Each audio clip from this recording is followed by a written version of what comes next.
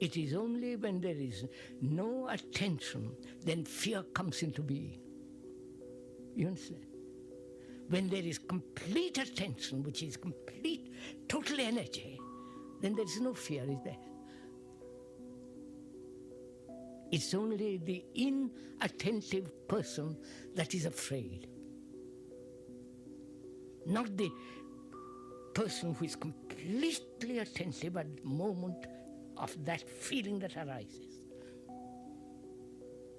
That feeling is a part of sensation.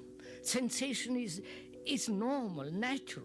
It's like looking at a tree, looking at people, sensation. But when sensation plus thought, which is desire, with its images, then begins all our problems. You understand this? Simple, right? Today we'll do a logical examination on Krishnamurti's statement that fear disappears when given complete attention. When we experience fear, we typically divide our attention between the sensation itself and our reaction to it. Our desire to escape it, our stories about what it means, our attempts to suppress it. The division creates an internal conflict that actually intensifies and sustains the fear. When attention becomes undivided or complete, then you will see that this conflict is dissolving. Now, can you look at your fear? Be serious for 5 minutes. Can you look at your fear, whatever it is? Not separate yourself from that fear, but you are that fear. And therefore, you give your total attention to that fear. Then is there fear?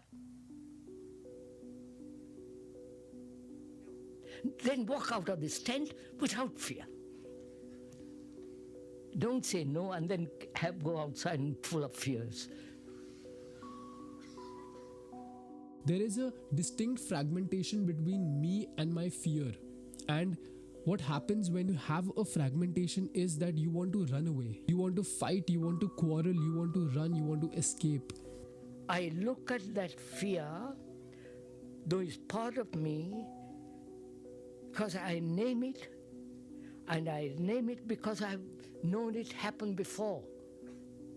So by naming it, I've strengthened it. I wonder if you see this. So is it possible to observe without naming it?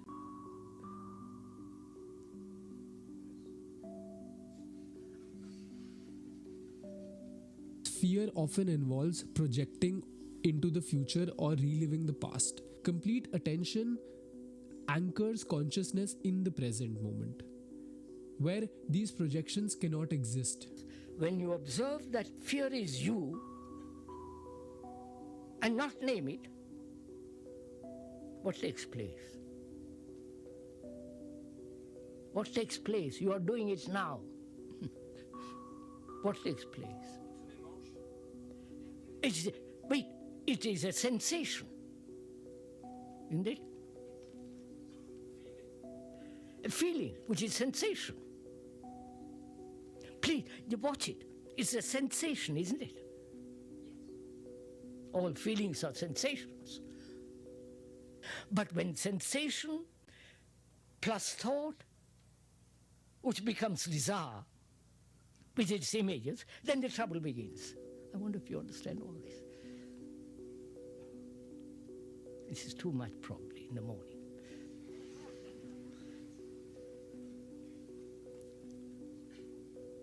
This part of meditation. You understand? This is really part of meditation. Not to sit under a tree and just think about something or other, or try to concentrate, or try to repeat some mantra or some words, Coca-Cola or something or other.